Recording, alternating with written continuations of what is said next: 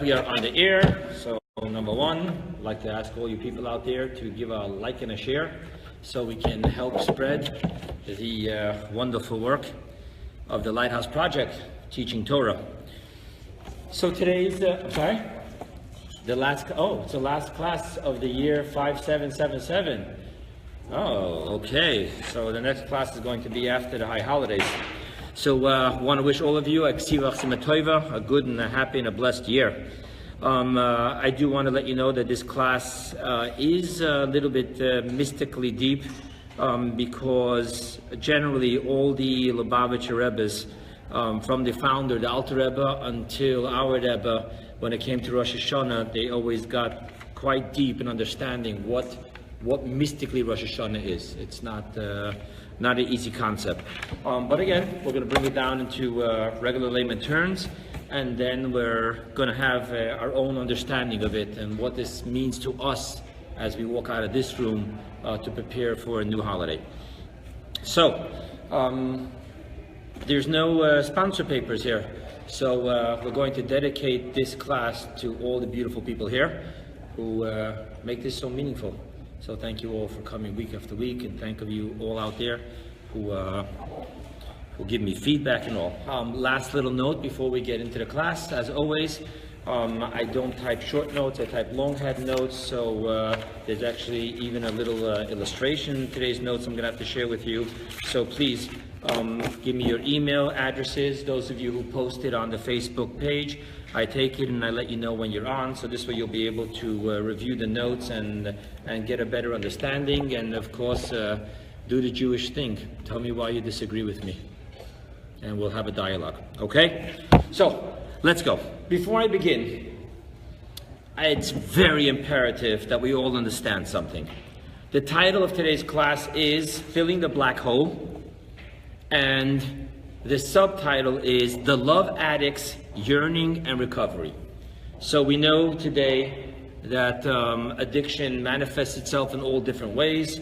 There's gambling, there's drugs, there's alcohol, there's a whole bunch of good yummy stuff out there. One of them is love addiction. They actually have a group called SLAA, which is Sex and Love Addiction Anonymous. So we are going to be talking about love addiction today. However, it is really, really, really important to understand that there is no lecture in the world, regardless of which teachings it's built upon, from the mystical, Talmud, Jewish, whatever. There is no lecture in the world, thank you my dear friend, there is no lecture in the world that can guide anyone, addict or their Al-Anon partners, to recovery. These are one of the things where lectures don't help, okay? It's really important. So let me just share this with you very precisely. Anonymous recovery programs, each and all built upon the original Alcoholics Anonymous book and recovery program, has a proven success rate, and of their founding slogans is, this is not a program of thinking or feeling, but a program of action. Does that tell you why no lecture in the world is going to help? The program has to be built on action, not thinking, not feeling, not understanding, not perception, not figuring it out, not figuring out.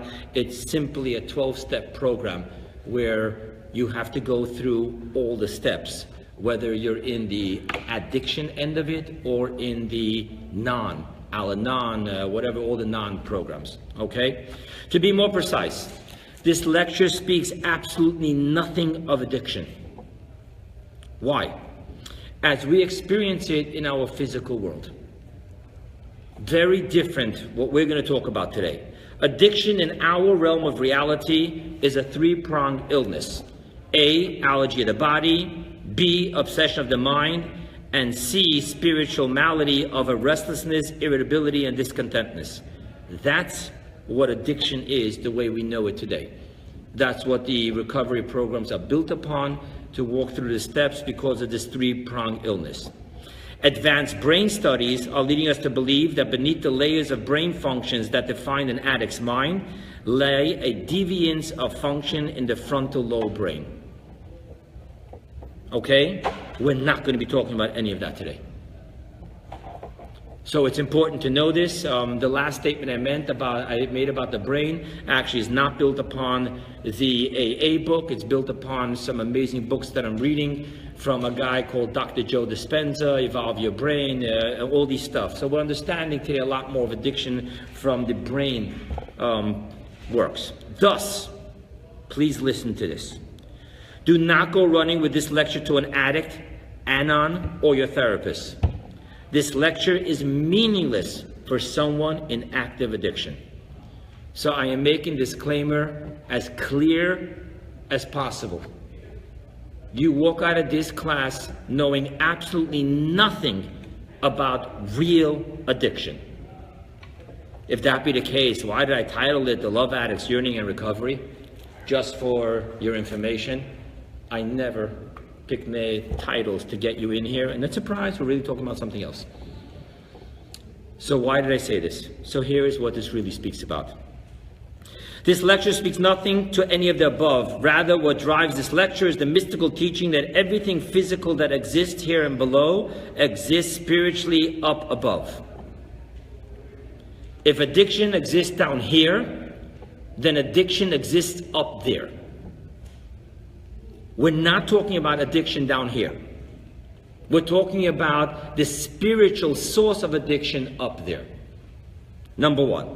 Number two, additionally, that which exists very low here below exists very high up above. There is a clear rule in Kabbalah and Hasidus. Kol hagavoya gavoya yoise, yored lamata mata yoise. That which comes from above, higher than above, descends to lower than low. Okay? Now, there is a metaphor to understand this. You have a tall stick, and the stick falls. What just happened? That which is on top is here below. Another metaphor. You have a tall word. These are both not my metaphors. This comes from the teaching of Hasidus. You have a wall built of stones, and it collapses. That which is on the top falls away farthest and gets most embedded into the ground because of the pressure of the fall. Thus, Kabbalah has a rule. That which is higher than high above falls lower than low below. Okay? Now, by the way, you should just know that we actually find this presented in the Hasidic teachings of Esau. Esau is a higher source than Jacob. We find it about Pharaoh. The word Pharaoh in Zohar comes from the word Ispariun. Mine Ispariun ko mine nehurin. From it comes forth all lights. The exact opposite of what we know Pharaoh down here. And the same thing with Haman. Haman made a gallows of 50 cubits high. If you remember in one of our classes we spoke about the 50 gateways of understanding, with the 50th being beyond human reach. Thus you understand that in Kabbalah we talk about the biggest lowlifes as the most highest spiritual, because that which is higher than high falls below lower than low. With this understanding, we're going to need to say that the way we know addicts in full-blown addiction, quite low. And thus we're going to have to say, according to these teachings, I am professing that the source of addiction is higher than high. So therefore, based on a mimer delivered by the Rebbe in 1957, I will endeavor to discover this high spiritual level of the love addict and the high spiritual level of their recovery. Now, this is really about any addiction, but because of how the teachings of Rosh Hashanah speak, it would be much easier to manifest it in love addiction. And then you can work it out according to the three-pronged illness, how it fits into all others. What really drives all addictions before the obsession of the mind and the allergy of the body. Okay? So let's go further. The lesson will be practical and helpful to us all. Okay, now that we spoke of all of this, I want to talk to you a little bit about the love addiction. Okay? Based on their writings and their teachings. With addicts, one often hears them sharing of feeling a black hole in the center of their being. You will find that many alcoholics later realize that they didn't pick up the first drink to feel happy. They picked up the first drink to feel normal.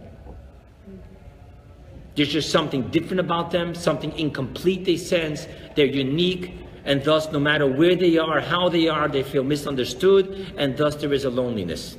There's a black hole. And addicts try to fill that black hole with whatever their addiction may be. Doesn't make a difference what it manifests itself with. Okay? Let's talk about, by the way, I just want you to know that the reason this is so spoken about and so shared in meetings, the primary focus is to allow the newcomer to identify.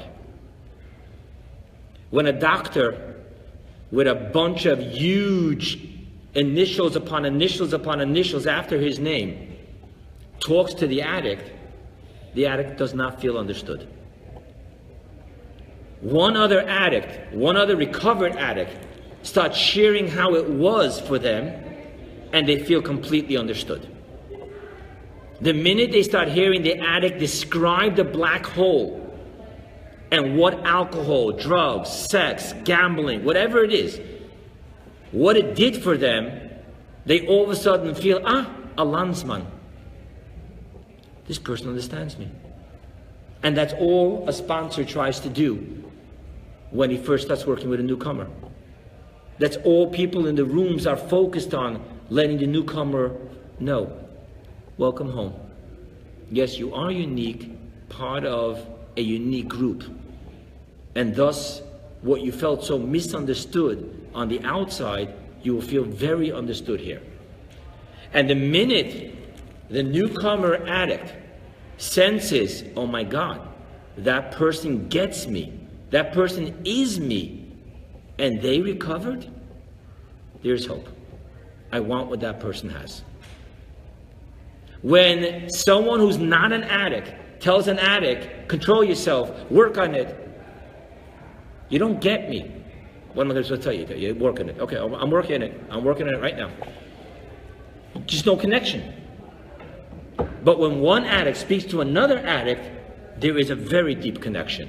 And the deepest connection is when they describe why addicts do what they do. Okay? Now, you're going to hear a lot about this black hole. But I want to share with you something very important, because it's very dangerous to do what I'm doing right now. Because there's nothing that the spouse or lover or friend of an addict would like to hear more than, oh, now I know how to fix him, her. There's nothing more than an addict would love more than to hear there's a softer, gentler way. So I need to be very careful that none of you abuse what I'm saying now as, oh, now we have the Jewish answer to addiction. Just that you should know the Jewish answer to all sicknesses.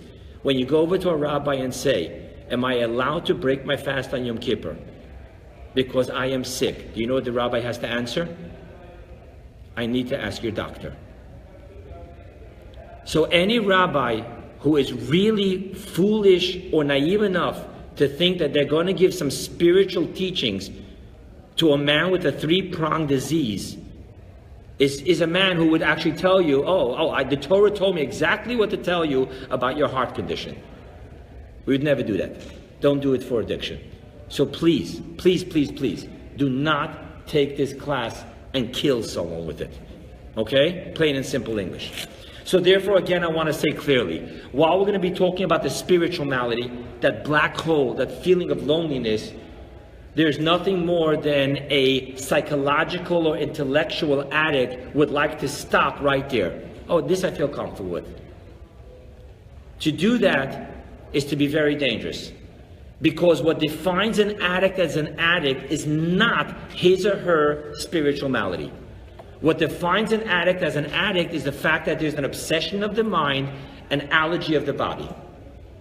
If there's only an allergy of the body, we have no problem. Many people are allergic to peanuts, and they don't keep on trying to eat peanuts thinking that this time it's going to be okay. So if you have an allergy, okay, you have an allergy, stay away from it. But addicts can't stay away from it because they have an obsession of the mind. But why have the obsession of the mind? And that drives back to the spiritual malady. So I'm just saying, whatever you're going to hear in this class, don't think, oh, okay, so the real problem is the spiritual malady, the philosophical issue. Not true. The real issue is 3 prongs. Okay, that's what makes an addict an addict. That's the disease of addiction. Okay, let's go further. In love addiction, in the readings, they actually use the words that the love addict cries out, and the same thing with a codependent or whatever it may be, all addictions at some point, cries out to whatever their choice of drug is, make me whole. Love addiction, it's another human's responding to their love, whatever it's going to be. A drug addict is the drug. The alcoholic drinks alcohol to make him feel whole. What is this notion of make me feel whole? What does that mean? Okay? Which is, obviously, there's no person, place, or thing in the universe that can make another human being feel whole. Which is why the addict is a hamster running in a little circle, trying to get somewhere, getting nowhere, just complete self-destruction. Okay? So with that being the case, we're going to talk about this. There's only one that can make anyone feel whole. God, the higher power. Okay? Anyone else and anything else cannot make another creation feel whole. And thus, when we talk about the black hole, we need to realize that the black hole is so powerful that it cannot be filled even with light. Thus, any addict trying to fill that hole with anything else but he who created is going to get into trouble. Okay?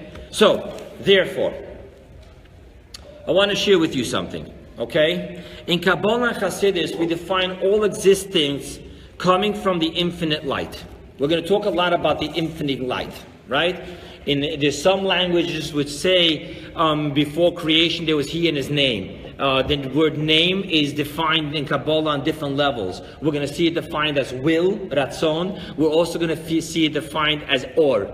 He and his infinite light existed. Creation came about through the infinite light.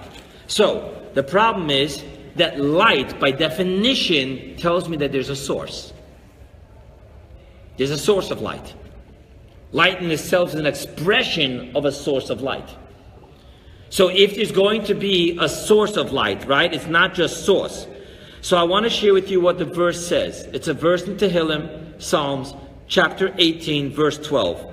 Yoshes Choshes Sisroi, he made darkness his concealment, his surroundings his shelter, of the dense clouds with their dark waters.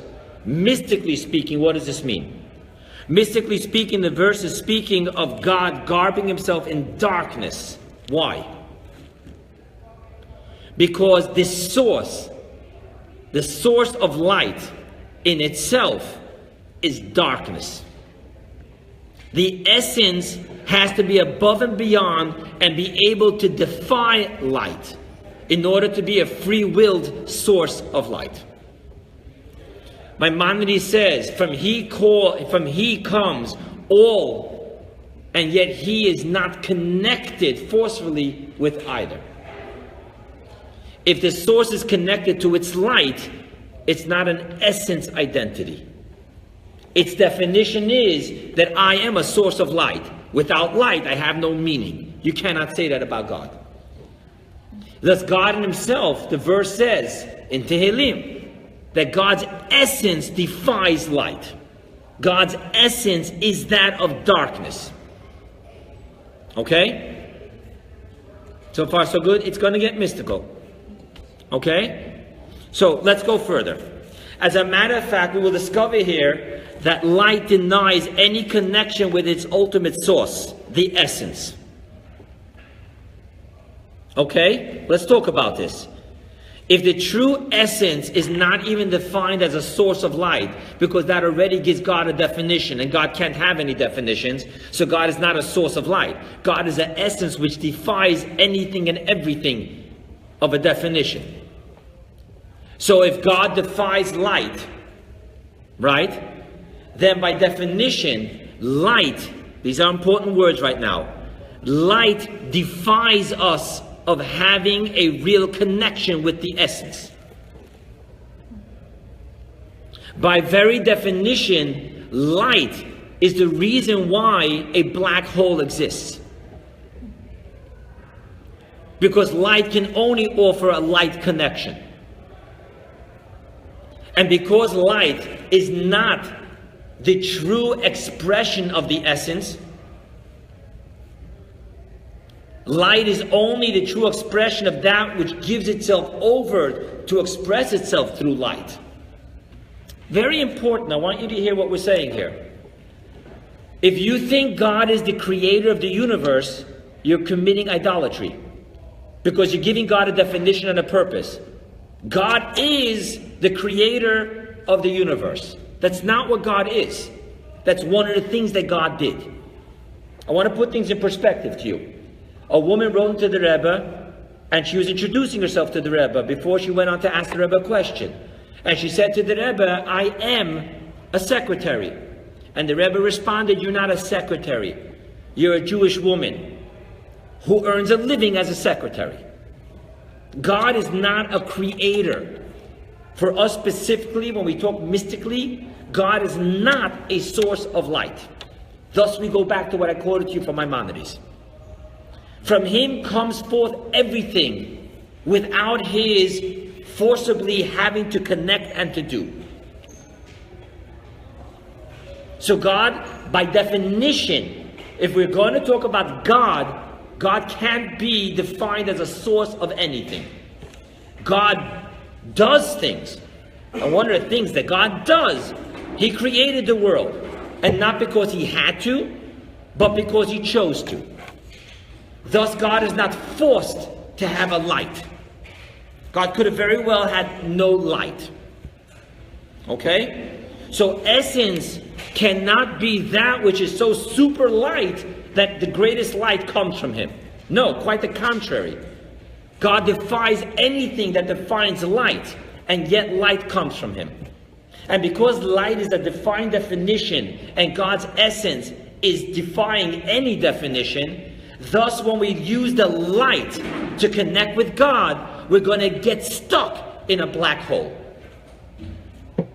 Because light is not a direct path to God.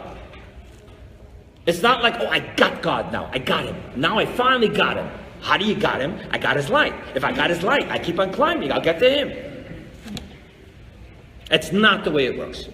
It's really important to know this, okay? Thus, for those who search to satisfy their yearning in the essence of God with the contentment of light, they will forever be locked away in the loneliness of a black hole. We're going to get to the human aspect of this and why this is what Rosh Hashanah is all about. But you understand what I'm saying right now.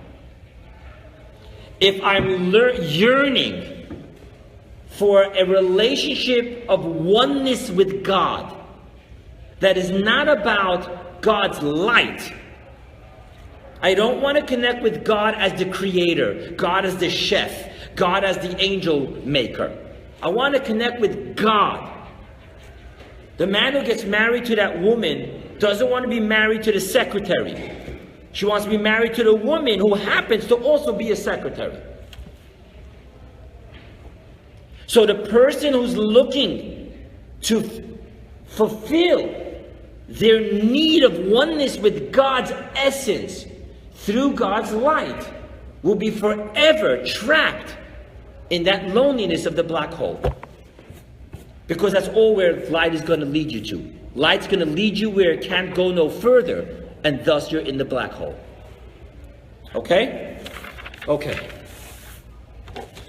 So, with all that said, so too feel all of creation as they are the best products of God's infinite light, but not of God's essence, all except one realm of creation.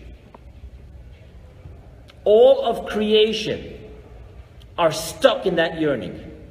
There's a teaching in Kabbalah that the angels would stand the highest in their perception of God. They end up self-destructing themselves.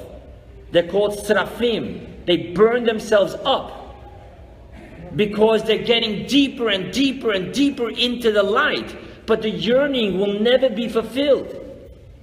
If I'm yearning for the essence, then nursing of the light is just going to keep that loneliness and that yearning growing and growing and growing. I want to just throw in here just a little thing that's later in my notes, but just want to see some more connections with the eyes here. What's he talking about? So let's talk about this more practically. Okay? How many times as a rabbi have I had the painful situation where a parent is complaining to me about their child that went off the path? And what do I hear? The painful words. What didn't I give this child? I worked 70 hours a week. Double jobs just to put them into the finest private schools, finest clothing, help them match with the Joes and the Johns. What didn't I give this child that this child turned against me? And the painful answer I need to give them is, you gave your child everything but the one thing they wanted. You. Now, let's think about this. This is very nice, very poetic, and I can sit across the table and say that as long as I'm not within a punch reach. But what's real here?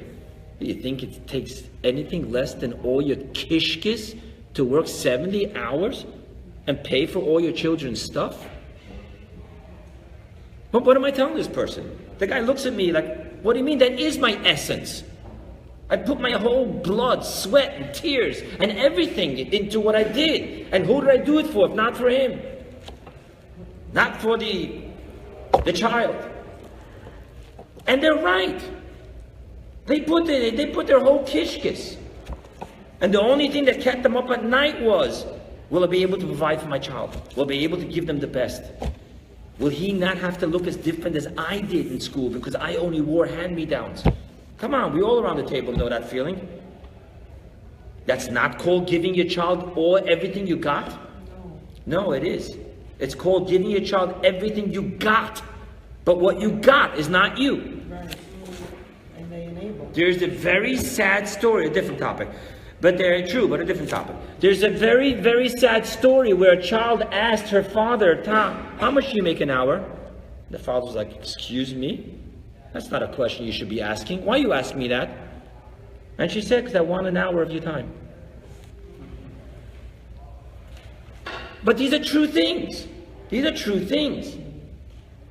When you're giving your child everything you got, really everything you got.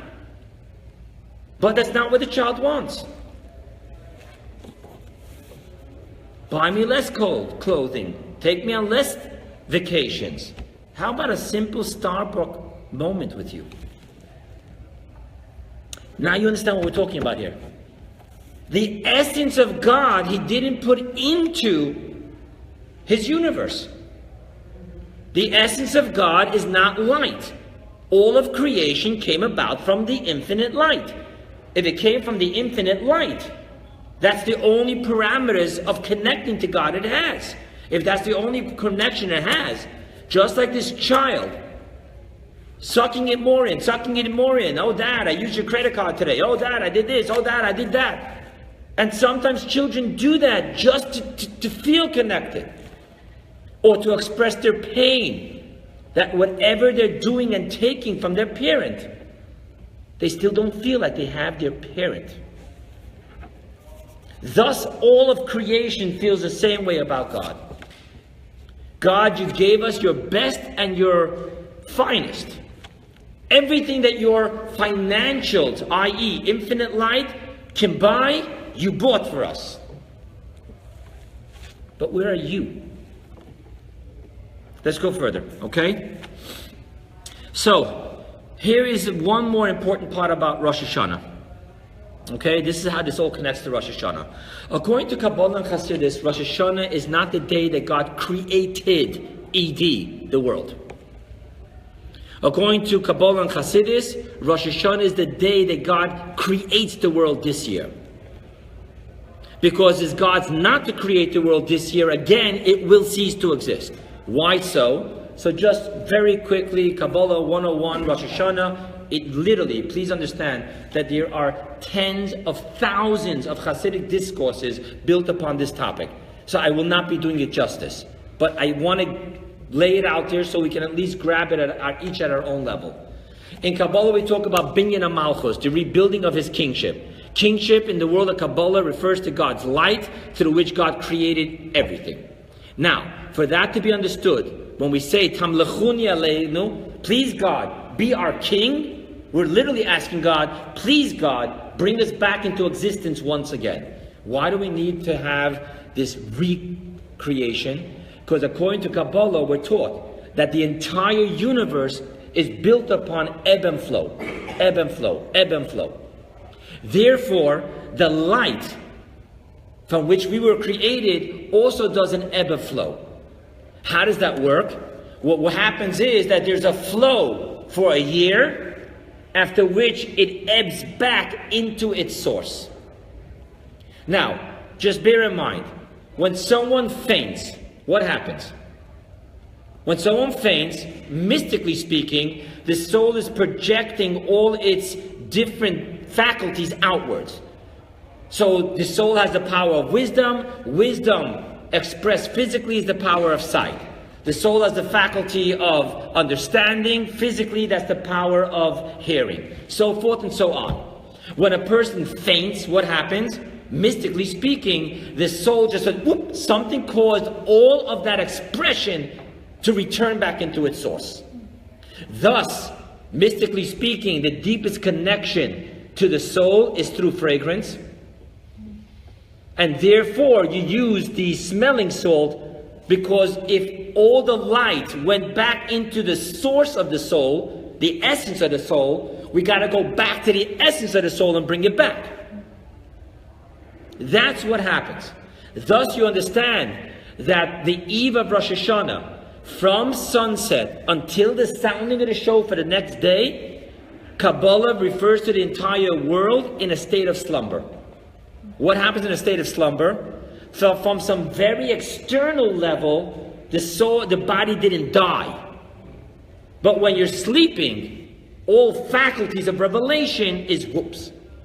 So too, from the sunset of Rosh Hashanah until the sounding of the shofar. Sounding of the shofar is when we reach into the essence and do what we got to do. But the point I'm trying to make here is, see how real this is. The entire universe is living, existing as in sleep, off a kiyusta de chayusa. It's a drop of life source that God just keeps it like, just not to disappear. But we have to bring back a whole new unprecedented level of light, infinite light, for us to be able to function and really be alive for another year. I'm so sorry. Really be alive for another year. And when I say alive, I mean not in a state of sleep.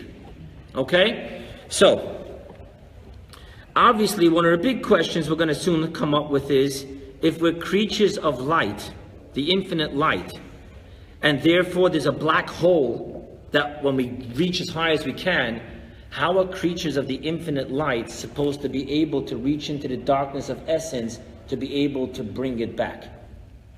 What's our smelling salt? We're going to talk about that in a moment. Okay? Okay, so with all that done, let's get straight into the mystical concepts that we're going to have to talk about. There is a long list, but it's really, each one is very short. So let's go through it. Number one, we're going to have to talk about we will do and we will hear. That's what we told God when He asked us at Mount Sinai, do you accept my Torah? We didn't tell Him, give us a trailer before we, go to the theater. We said, we will do and we will hear. What does that mean mystically? Number two, the spirituality and the light of hear. We will hear. Number three, the physicality and the darkness of do. We will do. So we're going to talk about we will hear and we will do. Then we'll talk about what is the definition of we will hear, which I already told you is spirituality and light. We're going to talk about the definition of we will do, which I already just told you is physicality and darkness. Then I want to quote to you, I'm going to talk to you about a quote from our sages, where God tells the Jews, first accept my kingship and then my decrees. Practically speaking, every morning, what do we first say? Shema Yisrael Hashem Elokeinu Hashem Echad, i.e., God, you're my king. Then we go on to, and if you will listen to my commandments. You can't first accept God's commandments and then Him as your king. He's got to be your king. So God says, first accept my kingship, then my commandments, my decrees. E, the next thing, right? The fifth thing. We're going to talk about 3 levels of the light. The finite expression of light, the infinite expression of light, and the essence of light. This is all about the light, not about essence of God. Okay? Then, we're going to talk about the next thing, the 6th thing. The physical alone. This is an important sentence here. The physical alone comes from the essence. Do you remember how I left you hanging over there? All of creation is stuck within the infinite light besides one realm of creation. You're now hearing from me the answer. Only the physical. We come from the darkness of God. Angels, spiritual worlds. That all comes from the infinite light of God. We're going to make sense out of that. And then the last concept we're going to have to talk about is your face, God, I seek. You know that right now we're all saying the David Hashem Oiri, chapter 27 in Tehillim, and over there's a beautiful verse, Lecha Oma Libi Bakshu Pona Es Penecha Ani Avakish. Right? I skipped out some words here. I didn't say God's name. But what does it mean? Your face, God, I seek. Okay, let's throw into this. So here goes the amazement of Chassidus. Ever since Adam and Eve ate from the tree of knowledge, we are taught that there's a zuhama. Zuhama is filth. The filth of sin. Everything was beautiful. Everything was pure. Everything couldn't be nicer. The minute sin came in, there was a filth of sin that existed. Then we're taught something very beautiful. We're taught that after the Jewish people told God, Na'aseh v'nishma, we will do and we will hear, Poska zuhamasa, it brought an end to the filth. Do you know how long that lasted? That lasted 39 days. Because when they made the golden calf, they brought back the zuhama, the filth of sin. Right? So, let's talk about this. There's a metaphor from our sages. And the metaphor says like this. A king who had 2 cups. And he goes on to explain how the servants broke 1 cup. So he told them, just be careful with the other cup. So too, God told the Jewish people, after the golden calf, He told them, you poured 2 cups for me. Do and hear. You broke the do. Be very careful with the here. Don't break that 2nd cup. Okay? So, let's take a deeper look into these 2 cups that we poured for God at Mount Sinai. So, the spirituality in the light of hear. H-E-A-R. What does it mean? The dimension of we will hear. So we're taught, simply speaking, what does it mean we will hear? We will study, we will perceive, we will feel. Right? Us Jewish people don't just, okay, by the way, a lot of people tell me that, Rabbi, just tell me bottom line. What do I need to do? What do you mean, what do you need to do? Don't you want to study the whole Talmud first and know? No, but really as Jewish people, we don't have that luxury. Yes, those of us work and can only have a shiur on Shabbat or once a week or whenever it is, Rabbi, please, I'm in the middle, you caught me in the middle, what do you need me to do right now? But we will hear means that I want to feel, I want to appreciate, I want to perceive. I want to get further than that. The definition of we will hear even entails we will have obedience. Because when I tell God, we will hear what you have to say. I'm not saying it in a judgmental way. The Jews didn't tell God, we're not sure, let's hear. No, we said we will hear, that means God, tell us what you want, and we're accepting it. That means it also carries obedience, not just appreciation, intellectual and emotional appreciation. It also connects with obedience to whatever God's going to tell us. I just want you to know we're going to hear what you have to say, and whatever you say, gegangen. So what's bad with that? What's bad with that is one thing. When I say I will hear what you have to say, tell me what you want from me, What I'm saying is that I have an obedience to the will of God. So right now, once again, when we spoke about light, remember I told you that light mystically translates into will? He and his light, he and his infinite light, he and his name, he is an infinite will. So really what we're going to say here right now is that when I tell God we will hear, that means God, I am accepting your will. I am obedient to the will of God. However, there's another dynamic here, which is the master of the will. When I say we will hear, it's the spirituality of intention, appreciation. When I say we will do, we're not talking about just the appreciation of his will. God, I accept you. So whatever you tell me, hineni. If God says, I want something from you, what am I saying? Whatever you're going to tell me, I'm going to do. But when Avrohom Avinu tells God, hineni, he's not having an obedience to the will of God. He's having an obedience to the master of the will, God himself, the essence. By the way, this is not a simple thing.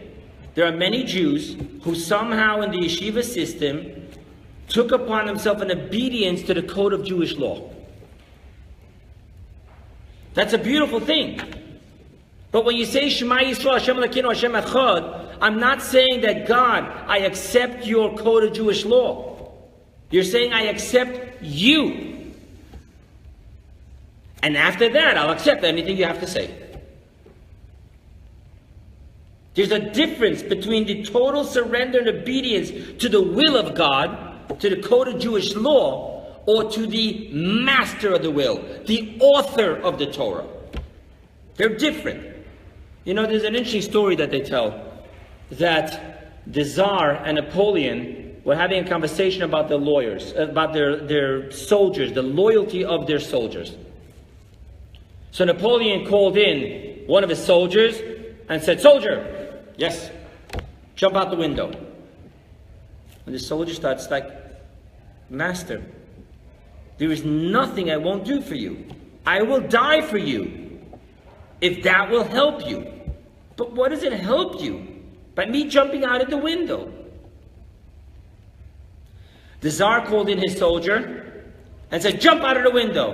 The soldier turned around, he saw two windows, he said, "Which one?" The point of the story is that if you have an obedience to the will of your master, then you want to know that there's a reason for this will. I want to know that I make a difference to you. Somehow when I don't eat lobster and shrimp, but I do eat gefilte fish and Moroccan tilapia, it makes a difference to you, God. But when you have an obedience to God, the master of the will, then I'm not here to make a difference. Which window? That's a total difference between the we will hear, God, I'm here. You need me? I'm here. You need me? I'm here. You know that thing, you know? Here's my cell number if you need me. You know, if you need me, I'm here. The other one's not saying if you need me. Hineni. This Michigan is going to show off to the Tsar that that's why I have to die? Not my business. I am yours. A total different understanding. Okay? Now, excuse me. Moving right along here. So we're talking about the difference between being connected to the infinite light, the will of God, and we're talking about the difference between connected to the darkness, the essence of God. And thus we go back to that notion that we spoke about Rosh Hashanah, that because the entire infinite light ebbed its way back into the essence, thus somehow to tell God that I take upon myself the whole Shulchan Aruch, the whole code of Jewish law, is not going to bring me a new infinite light. Because the infinite light is not within reach. Not unless you can connect to the essence. Okay? So let's go further. So, I told you we're going to talk about this statement, right? About first accept my kingship and then my decrees. So, the verse says, make me king over you. And the Talmud says in Rosh Hashanah that the point of Rosh Hashanah is Tamlichuni Aleichem. God says, make me your king. By the way, huge discussions in Kabbalah and Chassidus. A king is anointed, a dictator is not. God does not want to be our dictator. He wants to be our king. And thus he says, Tamlichuni Aleichem. Crown me as your king. And then the sages explain in the Medrash, in Tanchuma, that what it means is, I want you to first accept me, and then we'll talk about my decrees. Okay? So I'm sorry, not Tanchuma, Mechilta. So let's go further. On Rosh Hashanah, we are being charged to accept the king. It's really important. Really. If you're going to spend your Rosh Hashanah thinking about that you don't listen to God's decrees, and you got to change, that's not a bad thing, but that's not Rosh Hashanah. Rosh Hashanah is the Shema Yisrael Hashem Elokeinu Hashem Echad. God, you are my king. That's what it's all about. Okay? And therefore, we now need to know that Rosh Hashanah is all about connecting with the master of the will, not just with the will. Okay? So let's go further. Let's take this mystical dimension of Rosh Hashanah, which is all about connecting to the essence from which we draw forth a new, unprecedented, infinite light, from which all creation is to be created and sustained for the upcoming year. Let's talk about the light. We now understand that there's the essence and there's the light. We now understand that 24/7, 364 days of the solar year, even though we're really talking about the lunar year here, 353 days, our job is to stay connected to the light. Rosh Hashanah, when the light fails us, because he skipped town, he went back into the source. We need to not just connect with the infinite light of God, we need to connect with the darkness of God, the essence of God. Okay? So now let's talk about the light. Now, why are we going to talk about the light? It's very Kabbalistic, but I'm going to make it really, really short. You see, in general, Kabbalah has a very, very interesting question. How did the finite come from the infinite? You know what happens when you chop up infinite? What happens when you chop up infinite? You have little pieces of infinite. Right? So where did the finite come from the infinite? So really, I want to make this really, really short. We talk about that post-symptom, there's three types of light. There's the Or HaMamala, which is the finite permeating expression, linear expression of light. There's the Or HaSovev, which is the infinite circular expression encompassing light.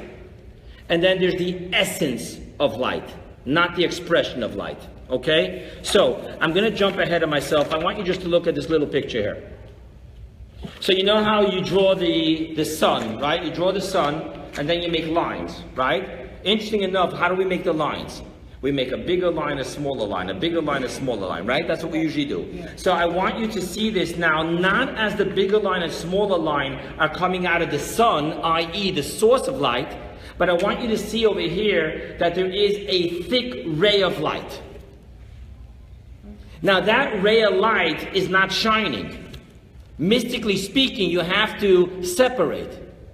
There is the essence of the infinite light, and then there's the shining from that ray of light. Now, I want you just to perceive, if you can be like I do, I like thinking in pictures. So I want you to perceive these longer lights as the infinite expression of light, and I want you to perceive these little lines as the finite expression of light. And here I want you to see the essence of light. Why? Because it's important to know that to the essence of light, the infinite and the finite expression are both equally naught. One doesn't do him greater justice than the other. The minute you're an expression, you're not essence. right? You know that most great artists, that's what they suffered from. Because within themselves, they had this amazing epiphany. They try to put it on a canvas. We're all like, wow. And what he sees is, this is not what was in here. I wish I can just rip off the piece and put it on the canvas. Why? Because to the essence of light, both the finite and the infinite expression are a disgrace. There is no closer. I wanted to give you a perception. Hypothetically speaking, if you had billions and billions of dollars, who's closer to you? The one who has $100 or the one who has $1? And this is a poor example because $1 billion is made up of $1, $100. So 100 is closer than 1. So now I want you to take what you studied in school, the infinite number line. 2 arrows. So tell me, from the infinite number line, who's closer, 1 or 1,000? None. There's none closer to infinite. From the essence light, the minute you stepped out of essence and started going into expression, you're a disgrace. So thus we're talking about even compared to the infinite light, there's 2 levels. Now I want to make this, let's get practical because we're going to float away soon. So let's make it practical. You're laying in bed and suddenly, I'm not even going to say you want something, but you're just feeling like, I don't know. And you make your way to the kitchen. Right? From when we were little kids, you know that any spiritual, emotional problem can be solved in the kitchen. You don't have no idea what you want. Salty, sweet, cold, hot, drink, solids. But you're in the kitchen. You're starting to have a picture in your mind. Okay, I know where I'm going with this. It's gonna be calories. Then you go to the next step where you literally have this picture in your mind. No, they're sweet, they're sour, there's this. And whether you consciously or subconsciously, you reach for the Pringles and for the Coke Zero. What happened here? That first feeling you had in bed wasn't even a want. You just started stirring. Something was there. When you went into the kitchen, it was still an infinite expression. I know that there's so many different choices. And then you went into the finite expression. Is it going to be salty or is it going to be sweet? Is it going to be cold or is it going to be hot? You see how the 3 levels of will works? So too in the infinite light. The infinite light didn't know about no finite worlds, no nothing. I'm just here to express my master. Revelation of God. Don't ask me how, what, when. It's a state of being. The infinite light starts already thinking. And when we talk in Kabbalah thinking, you heard this from me before, 10 emanations. The finite light already has the seeds of absolute 10 emanations. And thus what you're having here is this whole process that we're talking about. From the infinite to the finite. The infinite light, everything exists equally. The essence, the infinite expression of the infinite light. I'm thinking that it's going to have to be. And then there's the finite expression. This is what it boils down to. Everything in the universe is a compilation, somehow, somewhere, of the 10 emanations of God. Okay? But here's the kicker. The infinite light I told you is above and beyond. What you do makes no difference to me, right? I'm above and beyond that. But tell me, the definition of light is expression. Thus, even the essence of light isn't fulfilled until someone is there to receive it. So even the infinite light is not the essence. Still, the infinite light has a need. Its need is to express itself. Now, why am I talking to you about all of this? Because I want to just zoom in again and again to what we need to do on Rosh Hashanah. We need to know that we are the offshoot of the finite light, expression of light, which has 10 emanations, not 9 and not 11. That's the words of Elijah the prophet in the introduction to Zohar. Not 9 and not 11. Then there's the infinite light, which could have been anything, but it started thinking of what its source wants to be received and appreciated. Thus, it starts thinking the possibilities of. And then there's the essence of light, which is not yet thinking at all. But you and I both know that light, by definition, has to be seen. If not, the light is useless. It feels purposeless and meaningless. Okay? And all of this is yet not where we're coming from. So, let's go now to the next important part.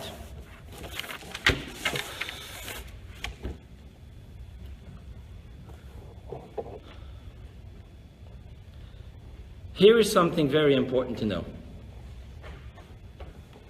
No matter what you do in the evolution of light and in the evolution of spirituality, you will never be able to grind down light to the point where it is darkness. You'll never be able to put spirituality through a machine where it comes in spiritual and comes out physical. Thus, we need to be very clear with this. While Kabbalah explained how the infinite God, the infinite light of God, evolved into an expression, a finite expression of an angel, I got that. What I don't get here is one big problem. Where did you and I come from? Where did this come from? This could not have come from the infinite light. It just could not have come. You want to tell me that my soul comes from the infinite light? Okay. But how did my body, where does my body come from the infinite light? You can never have Mazel Tov, infinite light, gave birth to a physical lizard. It's just not going to happen. Where did it happen in the process of evolution? And I'm talking about not Darwin's evolution. I'm talking about the Kabbalah evolution. From the infinite, okay, so the essence of the light pulled back and it allowed for the infinite and the finite expression of light, and then the infinite expression of light pulled back so that the finite light can become, and thus Kabbalah tells us about a void, and now we have the finite light which creates finite beings. I get it. That explains to me everything. In the world of Atzilus, in the world of Bria, in the world of Yetzira, and in the spiritual world of Asiya. What it doesn't explain to me is where you and I sitting around this table come from. Where did we come from? Thus, Kabbalah has an amazing rule. The Yesh HaNivra, the egotistical creation, physical creation, comes only from the Yesh Amiti, the true essence. There is no infinite light other than the essence of God, which could have produced a physical world of darkness. By the way, parenthetically speaking, I just want you to hear this. It's not on my notes, but it's really important to hear this. You should know that the only reason why a human being can be an atheist is because of what I just said. The light can never question its source. By mere definition that there's a light, the light knows it comes from a source. There is no spiritual being that can ever even entertain some wild dream of atheism. We could. Why? Because we have what our source has, and the creatures of light have what their source has. The creatures of light, just like the light knows it has to have a source, creatures of light know that it has to have a source. Just like God knows that He has no source, we, direct pieces of the essence of God, can entertain the thought that we have no source. That's not oiveh, that's beautiful. So it's not that God allowed us to be an atheist so that we have freedom of choice. It's more than that.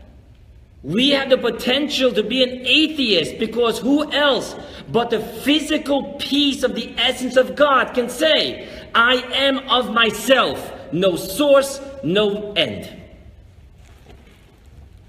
Thus understand that only the physical being is not an evolution of spirituality or of light.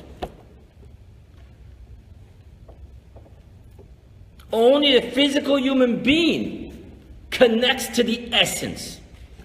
And that's why Rosh Hashanah, you know what, let's back up a second. Before we go to Rosh Hashanah, what did the angels cry to God at Mount Sinai? Are you joking, God? You're giving the centerpiece of your crown, the Torah, the perfection to imperfect beings? Don't you know what they're going to do with that? And nevertheless, God gave it to us. Only to us. So much so that a sage who was an authority in law, once he passes away, has no power over law. His source cannot go demanding from God, this is the law. Because once you leave this world, you're out of the picture. You're part of the process of light, not the process of really being an owner of God's Torah. Because God's Torah wasn't given to the soul in the Garden of Eden, it was given to the soul down here. Let's go even further. Now you understand why the one thing God had to hear from us was, we will do and we will hear. Because here is spirituality, light, appreciation, emotions. Do is the darkness of action. What makes us the only perfect receiver of God's Torah is precisely that we are doers, something angels don't have. Something no spiritual being has. This darkness of being so frustrated. I mean, picture this. You know, when you ask someone to do something, a parent asks a child to do something, and they start making the faces. Like, do me a favor. You know what? Go back to your DS. Leave me alone. I'll do it already by myself.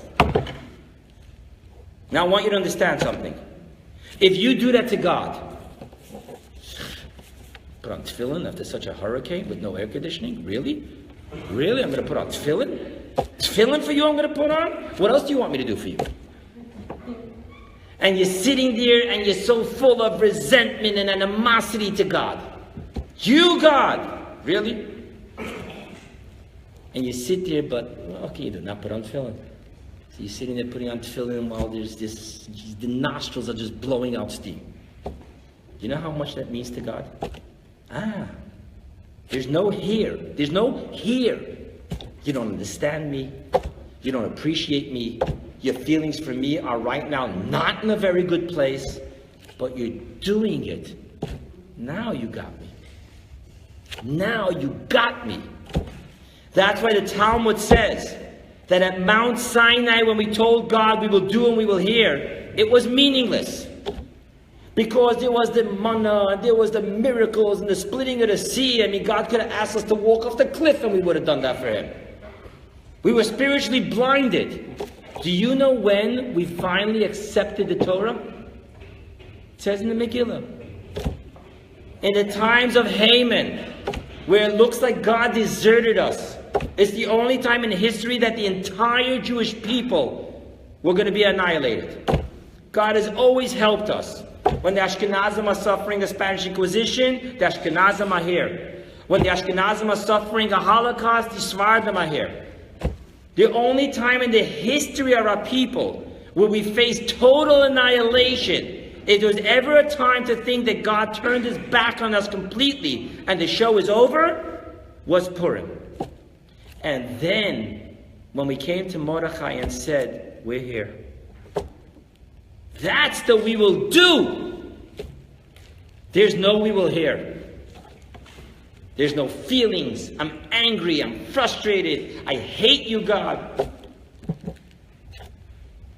I'm doing this in spite of you. I'll put on tefillin. I'm going to put on tefillin in such a way that you're going to croak over the way I'm putting on tefillin.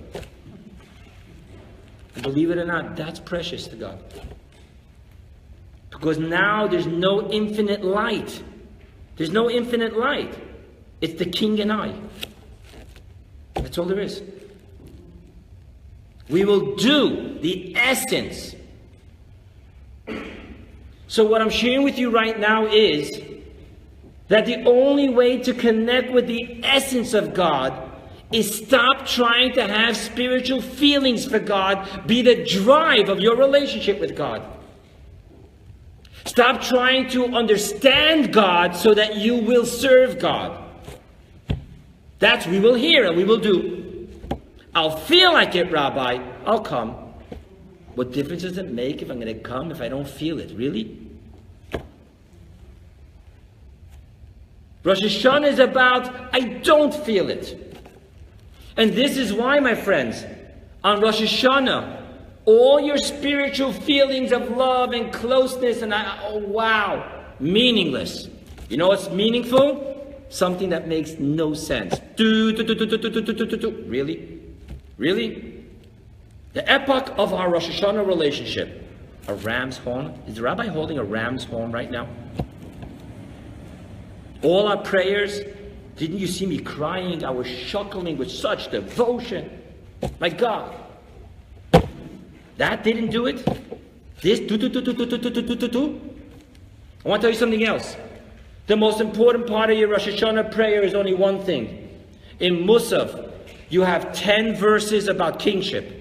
You then blow the shofar again. You have 10 verses about remembrance. You blow the shofar again. You have 10 verses about the shofar. You blow the shofar again. I want you to know, if you are to meditate about your absolute acceptance of God and commitment to God, but you don't sound the shofar, and you don't just move your lips and say those words, you did not experience Rosh Hashanah.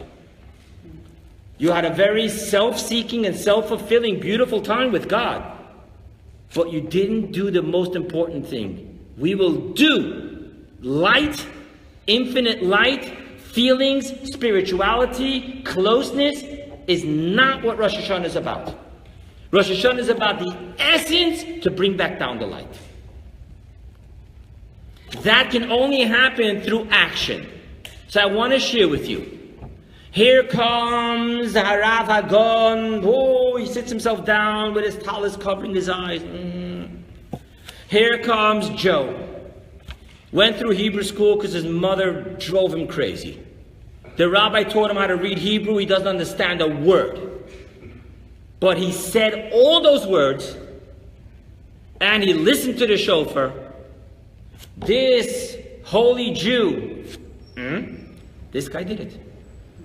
This guy did it. This guy is stuck in the infinite light, in the we will hear. So ultimately speaking, he'll never find what he's really looking for. This one didn't feel nothing. We will do. The essence of God. Thus, I want to share with you one more thing before we close out. You remember I told you about the verse we're saying now, L'David Hashem Oiri. We started on Rosh Chodesh Elul. We go through the whole 30 days of Elul, through the entire Yom Kippur, up to Hoshana Rabbah. The last time we're going to say this verse, this chapter, is on Hoshana Rabbah, right before Shmini Atzeres starts. Very interesting. What does the verse say? The verse says that L'cho Amalibi. Let me read you the exact blah blah blah blah blah. Okay, here we go. In your behalf, my heart says, seek my countenance. Your countenance, God, I seek. The Hebrew word for countenance is panai, face. You should just know that the word panai also in Hebrew comes from the word pnim, inside, i.e. essence. Right? So I don't get it. We just said that by blowing the shofar and by moving your lips and saying the verses, you did the we will do.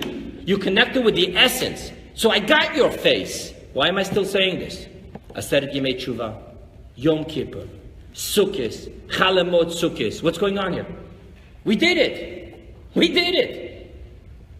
We got your face, not your light, your face.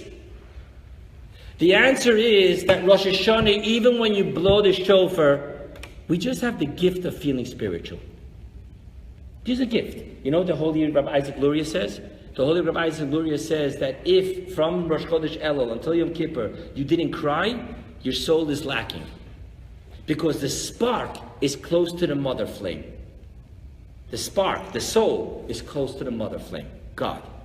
Thus, no matter though we're blowing the shofar and we don't know what we're doing, even though we're saying words, we don't understand a word that we're saying. The rabbi's boring us to Kingdom Come with his sermons. But what's happening here? I still feel something. What are you kidding me? It's Rosh Hashanah. It's Yom Kippur. I'm dressed in white. What happens on Shmini Atzeres and Simchas Torah? You know what happens on Shmini Atzeres and Simchas Torah? You take out the Torah, it's closed, it has the mantle, and the great rabbi and the simple village boy who never went to Cheder, they're dancing with the Torah. That is the epitome of what we're looking for. When I want to be God's essence, you know what I'm saying? I'm saying that God, I want to be your feet in this world.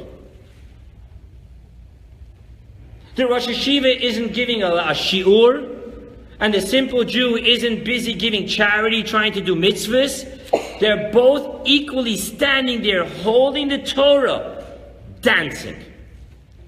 That's when you're the ultimate we will do. Then you can stop saying, your countenance, your essence I seek, because I found it. I'm not seeking it no more. Imagine. What really is the fulfillment of everything we're trying to do with all the high holidays is holding the Torah when it's closed, covered with a mantle. The rabbi gives it to the baker gives it to the shoemaker, and they're all dancing. Feet of the Torah. People, let's talk about love addiction.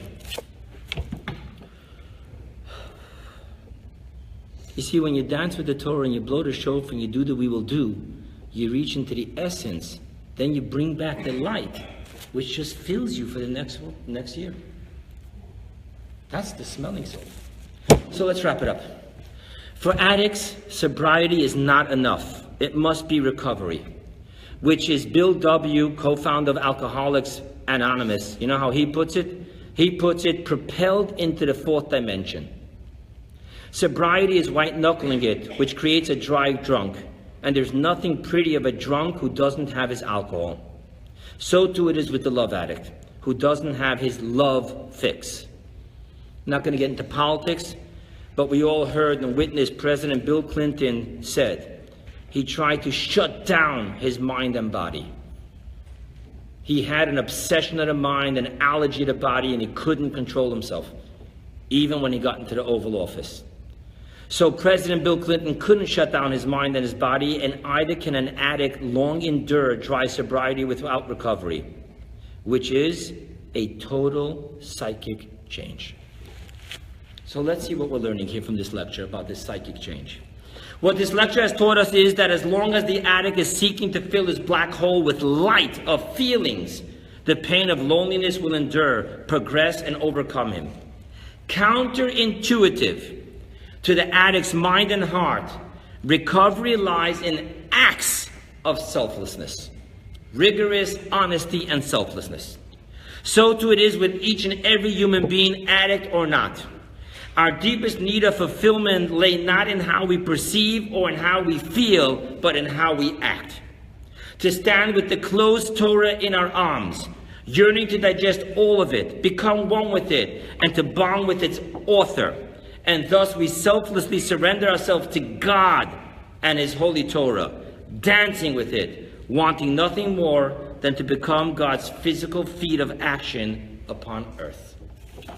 The love addict will never produce the feeling which will fill the black hole. The addict will only be able to fill the black hole with acts of selflessness. That's where love, the type of love, essence love, darkness love, really fills the emptiness in their heart. People, This year, Rosh Hashanah, when you sit there, stop looking on the gauge of feelings and spirituality. Focus not on what you feel for God, focus what you absolutely commit to do for God. People, Shana Tova.